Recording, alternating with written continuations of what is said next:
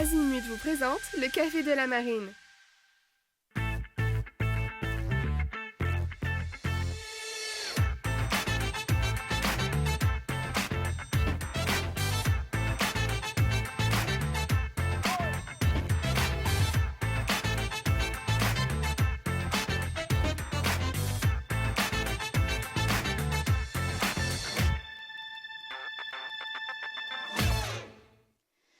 Bonjour à tous, bienvenue dans le Café de la Marine. Bonjour Gilbert. Bonjour Virginie, bonjour à tous.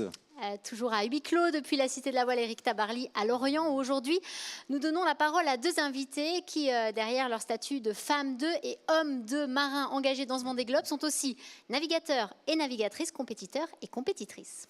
Alliés précieux dans la préparation de ce marathon, ils apportent à leur moitié un soutien sans faille en gérant à terre la logistique, tout en restant en permanence à l'écoute pour mettre un peu de douceur dans un quotidien froid, humide, salé et parfois mouvementé. Servane Escoffier et Tanguy Le Turquet sont avec nous. Bonjour à tous les deux. Bonjour. Bonsoir. Bonsoir Servane. Alors Servane, tu es la compagne de Louis Burton qui caracole actuellement dans le groupe de tête du Vendée Globe. Il est 4e. Tu es avec nous en visio depuis Saint-Malo où tu gères tes deux enfants, vos deux enfants. On imagine que tes journées sont bien remplies. Tu n'es pas trop rincé? Ça va, je pense que j'ai pas à me plaindre par rapport au skipper du Vendée Globe.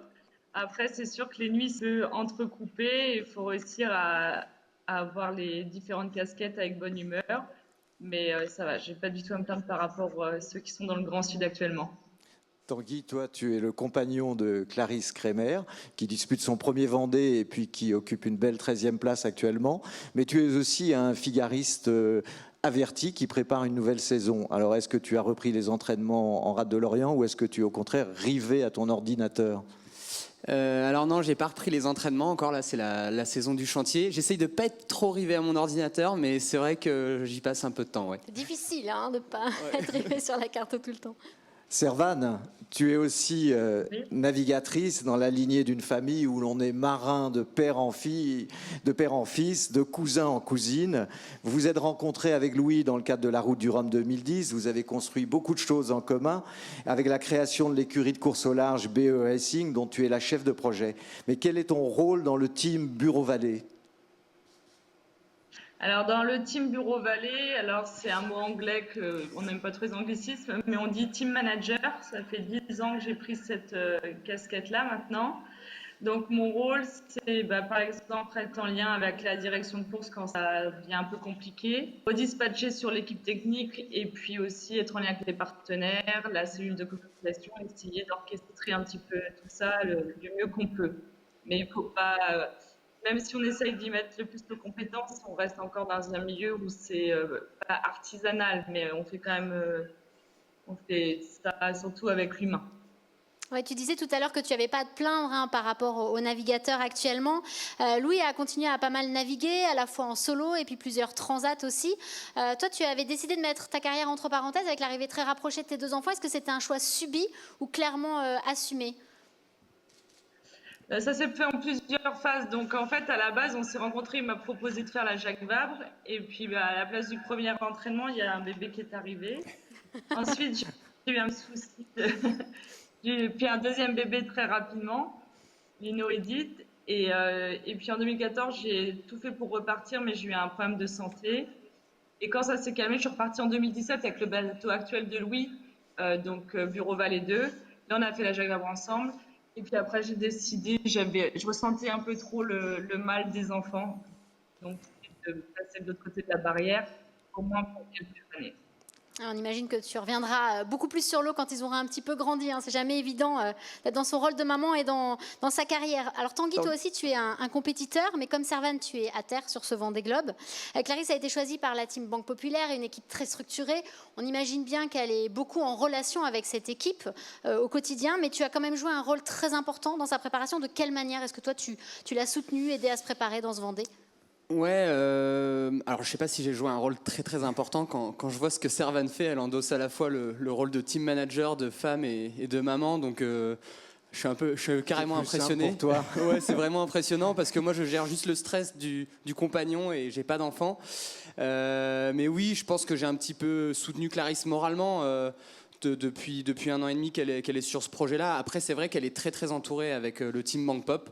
Au final, à part être à côté d'elle et l'écouter et la soutenir. Est-ce que tu es dans la boucle aussi pour les infos du bord? Est-ce que tu as des échanges avec le team?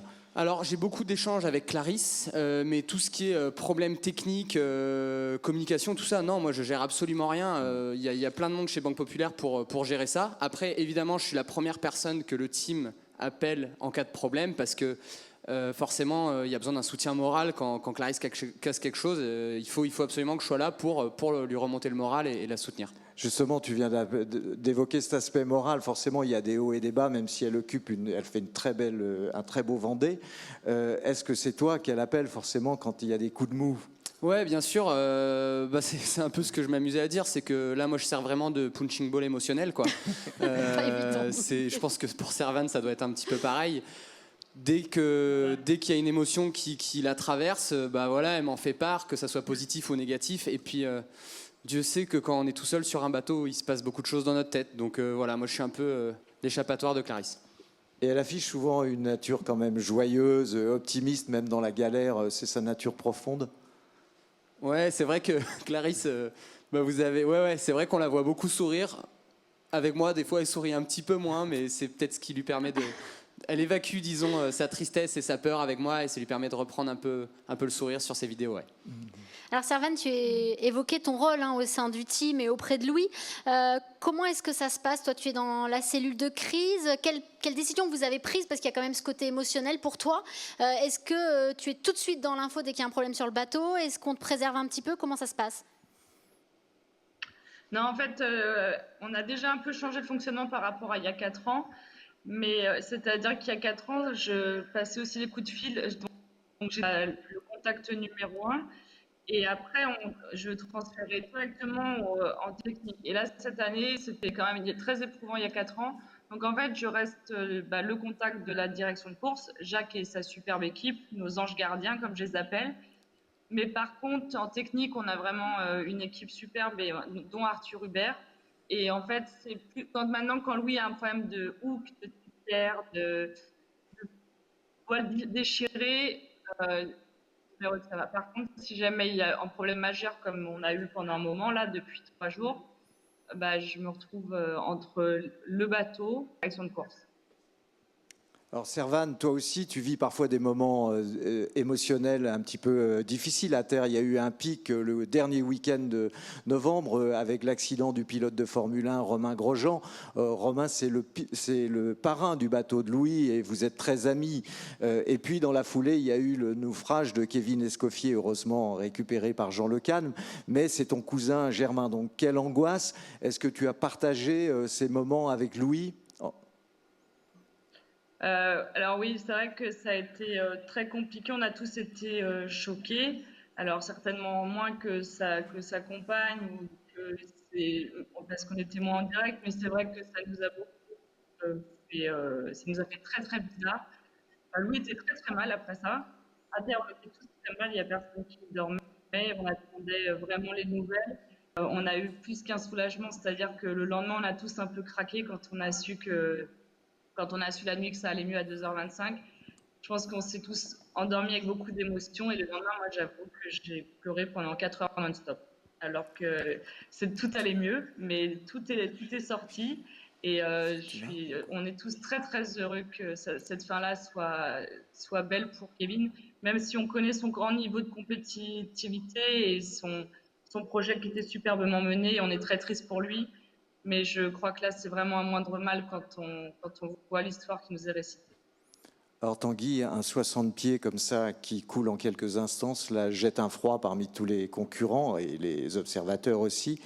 Et puis ça marque les esprits, on craint que cela se reproduise. Comment est-ce que Clarisse, elle a vécu un petit peu cette fortune de mer et puis... Je pense que dans un premier temps, elle a été dans l'action, elle s'est pas trop projetée, elle était surtout très très inquiète pour Kevin. Et d'ailleurs, moi-même, j'en ai pas dormi de la nuit, alors elle, j'imagine pas. Et puis, dans un second temps, elle s'est projetée. Et je pense qu'elle a pris conscience de ce qu'ils étaient en train de réaliser. Elle s'est dit oui, le danger est là, il est partout. Et ce qui est arrivé à Kevin, ça peut arriver peut-être différemment à quelqu'un d'autre, à moi. Et Ouais, elle a pris une petite vague de stress, mais c'est normal, je pense qu'ils l'ont tous pris. Mais je trouve qu'elle a plutôt bien surmonté ça. Ça c'est pas resté très longtemps, et puis le dénouement a été extrêmement positif pour Kevin. Donc voilà, elle a réussi à passer à autre chose et reprendre sa route. Mais ça a été un sacré moment, ouais. Et un froid pour tout le monde, et on était, comme le disait Servan, très soulagés de savoir Kevin à bord du bateau de Jean Le Cam. Pour info, suite à cette avarie, il y a quand même eu un changement dans les règlements de course. C'est que le grab bag qui était plombé ne l'est plus. C'était grab bag que n'avait pas pu prendre Kevin en sautant dans son radeau de survie. Donc voilà, les règles évoluent aussi au fur et à mesure pour pouvoir prévenir ce genre d'avarie. Clarisse évolue dans l'océan Indien, c'est une grande première, elle est bisue. Elle a subi son baptême, parce qu'on sait que l'Indien est vraiment pas clément. C'est déjà pas un océan clément, mais il a vraiment été brutal là sur cette édition. Pour l'instant, elle s'en sort plutôt bien. On voit pas vraiment le côté punching ball. Nous, on voit du sourire, de la joie, même si évidemment on comprend que c'est compliqué. Regardez. Ça y est, je découvre un peu les mers du sud là. Il y a entre 30 et 35 nœuds. Mais je peux pas être complètement abattue parce que le vent est un peu. Enfin, pas tout à fait dans la bonne direction pour que je puisse faire du portant. Donc je suis un peu chauffée. J'ai vraiment les toutes petites voiles, mais. Là, en ce moment, par exemple, sur une demi-heure, je fais une moyenne à 19,5, donc c'est pas trop mal. Mais il y a des vagues, ça tape dans tous les sens. Enfin, je vis à 4 pattes. Je me suis fait un thé, mais franchement, ça relevait du périple. Voilà, donc on comprend quand même que c'est pas évident. Tanguy, toi qui la connais par cœur, qui l'a régulièrement au téléphone, comment tu la sens par rapport aux mers du Sud et à son appréhension de départ? Moi, déjà de voir ces images, j'hallucine toujours parce que de voir Clarisse là, c'est des vidéos que je regarde sur YouTube du Vendée Globe, et là je la vois, elle, ma petite femme, dans ces mers-là. Il y a 5 ans, elle apprenait. Sacré bout de femme. Ouais, il y a 5 ans, elle apprenait à faire un virement de bord dans la rade, quoi. Et j'étais là pour lui dire bon, il y a du boulot. Et là, aujourd'hui, de voir ces images, c'est impressionnant, et elle continue de m'impressionner. C'est vrai que. En fait, on s'était vraiment dit ensemble que de toute façon, c'était jour après jour, que fallait pas se projeter trop loin sur le Vendée Globe, et voilà, fallait prendre journée après journée, et c'est ce qu'elle fait. Donc, elle est plutôt dans une attitude hyper positive. Elle profite. Après, il faut quand même spécifier qu'elle a un océan Indien, elle, assez cool, parce qu'elle est juste en arrière des dépressions, avec un anticyclone juste. Dans son tableau pas fait arrière. Cueillir comme les premiers ou comme certains. Exactement. Donc elle est dans des conditions parfaites pour une mise en jambe. Donc non, vraiment, elle gère hyper bien. Et là, ça fait presque 4 jours que j'ai pas beaucoup de nouvelles, donc c'est plutôt positif. Et est-ce que c'est un petit peu stressant aussi pour toi à terre quand ils sont dans cette traversée de l'Indien puis du Pacifique qu'on appelle le pays de l'ombre? Ouais, c'est sûr que c'est plus stressant quand elle est dans les mers du Sud que quand elle est proche des côtes, parce qu'on se dit que si elle a un problème, ça va être plus compliqué, mais j'essaye de pas trop y penser. En fait, moi, je fais mes journées normales, et j'essaye de pas me faire envahir par le stress, parce que c'est invivable sinon. Donc je lui fais confiance, et c'est aussi important de savoir faire confiance, et c'est ce que je fais avec Clarisse. Et puis voilà, pour l'instant, ça se passe bien. Quand il y aura un souci, on verra. Louis, lui, en est à son 3e Vendée Globe. Il a accumulé pas mal d'expérience. Il a réussi à se glisser à la 2e place avant de connaître quelques soucis. Mais il est toujours dans le paquet de tête. Il s'accroche, et on va le joindre justement par vacation pour voir ce qu'il en est. Bonjour Louis, merci d'être avec nous. Bonsoir. Louis, je le disais à l'instant, tu as connu quelques problèmes, notamment d'électronique. Ensuite, tu as enchaîné avec des problèmes de voilerie. Est-ce que c'en est enfin terminé avec les pépins techniques? Est-ce que ton bateau est revenu à 100% de son potentiel? Non, écoute, c'est pas génial de ce point de vue-là. Les ennuis s'étaient un peu calmés là pendant 24 heures, et puis tout à l'heure sur une manœuvre, j'ai la grande voile qui a déjanté du mât, elle est retombée sur le pont. Donc j'ai eu encore pas mal de démontage pour réinstaller la grande voile, la renvoyer. Voilà, bon, j'ai encore perdu 2 heures. Donc c'est casse-pied, pour l'instant c'est pas encore complètement réglé. Il y a du mieux, il y a moins de problèmes qu'il y a 2 jours, mais voilà. Et puis, tu vois, tout à l'heure, j'étais à l'intérieur du bateau, j'ai passé un truc dans le safran. il y a un fusible, le fusible qui a fait son travail, donc le safran n'est pas cassé a priori, mais voilà, bon, on est dans une mauvaise phase technique. Ouais, on a le sentiment que c'est un peu la série noire. Le bonhomme, dans tout ça, on imagine que tu es pas mal rincé, tu n'as pas pu beaucoup dormir, certainement.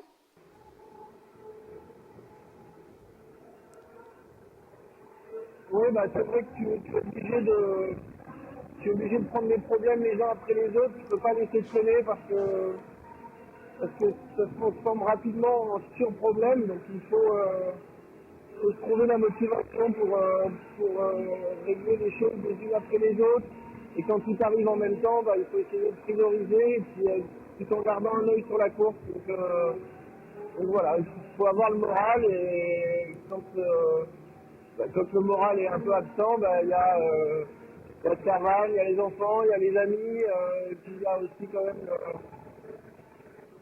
le fait incroyable d'être dans le groupe de tête de Vendée Globe, quoi. Ça c'est une vraie motivation aussi, évidemment.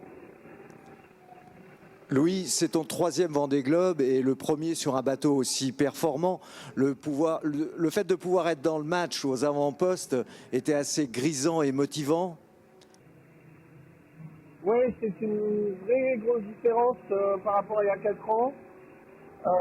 Ça a énormément d'avantages, le temps passe beaucoup plus vite, c'est vachement plus excitant et ça donne des ailes, d'être sur une machine aussi performante et puis qui permet de faire de la vitesse, qui permet de faire les bons bords et c'est vrai que hormis ces quelques petits problèmes techniques, sinon c'est vraiment un bateau formidable.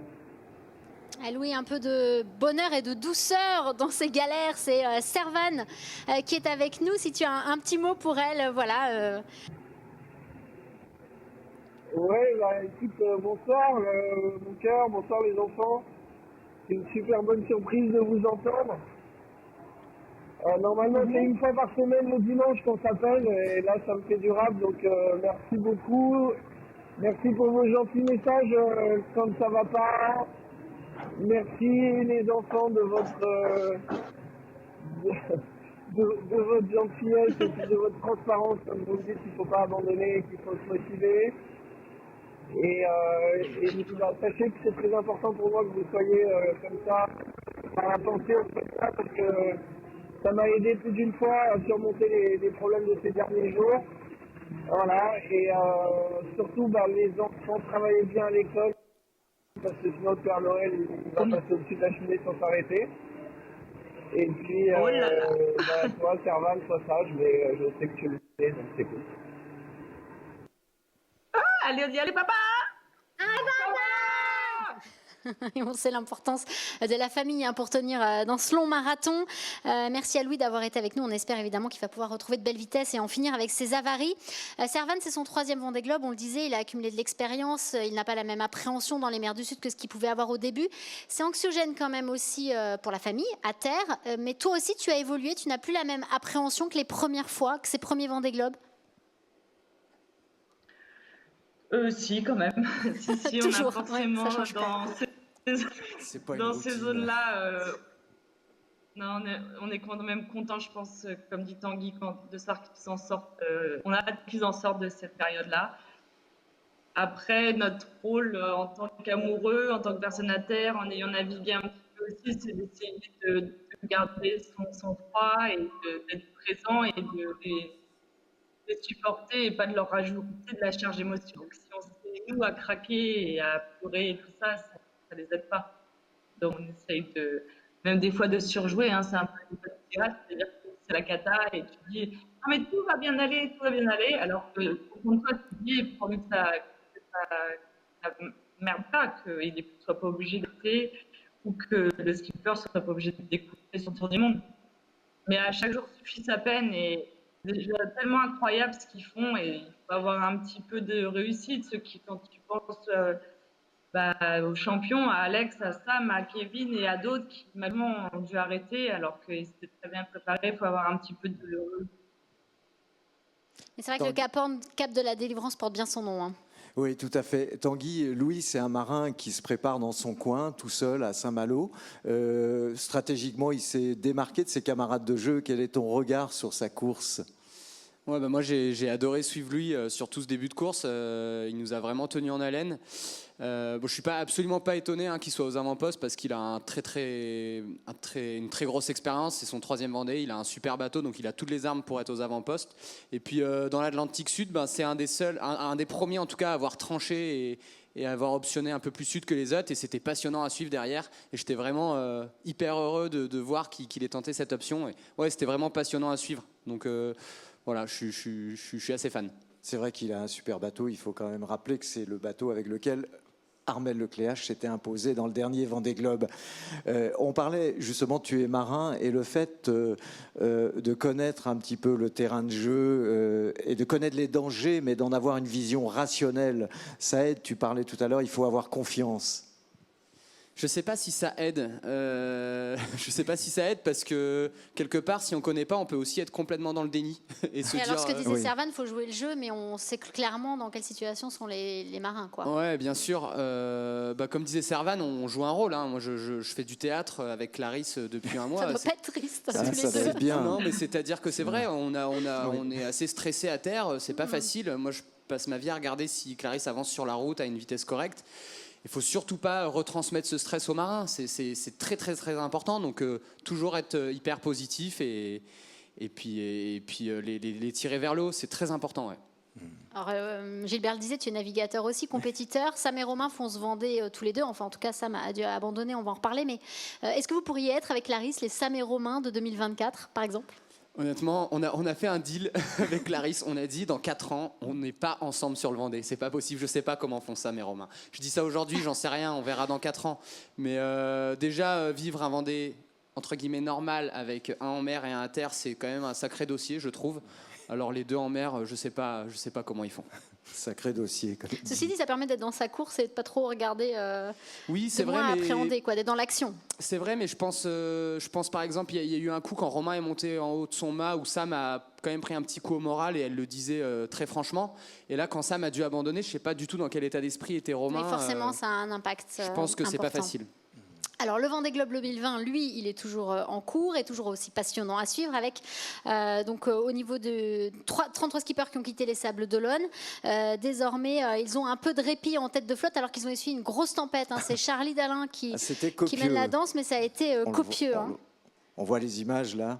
Ouais, il le disait, c'était la guerre. Pour que Charlie dise ça, comme disait son attaché de presse Marie-Astrid, c'est Verdun pour nous. Quand Charlie commence à dire que c'est compliqué. Et puis comme on le craignait, Gilbert, dans le précédent café, Sam Davis et Seb Simon, eux, ont dû abandonner. Voilà, ils sont compagnons d'infortune à Cape Town où ils ont fait escale. Mais Sam, qui elle, a été rejointe par son équipe, entend réparer et puis repartir hors course. C'est quand même un bel engagement. Tout ça, c'est pour aussi le projet Initiative Cœur pour sauver des enfants. Et puis, autre bonne nouvelle, Kevin Escoffier, qui lui a été récupéré par Jean Le Cam, puis par la frégate Nivose, il a mis pied à terre aujourd'hui à La Réunion, un Kevin tout sourire. Juste une petite question pour Servan. Tanguy parlait de son admiration aussi pour Louis Burton. J'imagine que tu es assez admiratif de ce que fait Clarisse aussi en tant que toi aussi compétitrice. Ah oui, moi je suis impressionnée de savoir qu'en 5 ans, elle est passée de la mini transat au Vendée Globe.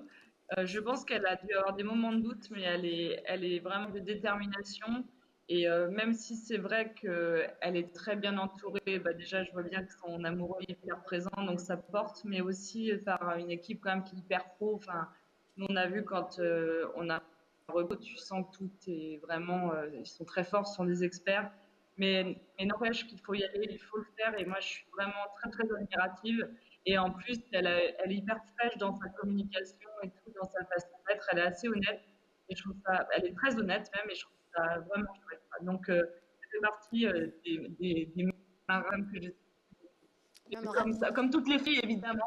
Qui sont 6 dans ce Vendée Globe, qui étaient 6, 5 avec l'abandon de Sam. Ouais.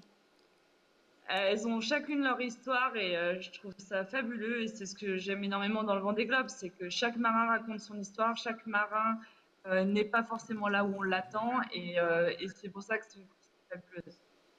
Et on aura plaisir à continuer à la suivre.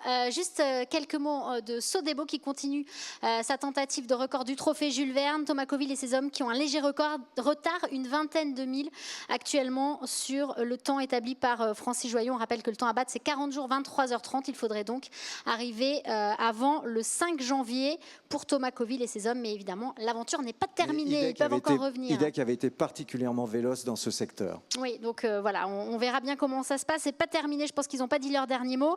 Merci Tanguy d'avoir été avec nous, c'était un plaisir. Merci beaucoup Servan depuis Saint-Malo d'avoir été aussi avec nous dans ce Café de la Marine. Merci. Très belle soirée à tous. Merci d'avoir été avec nous. Merci Gilbert, merci à Tom et ses équipes à la réalisation. On se retrouve la semaine prochaine. Bye bye. Ciao.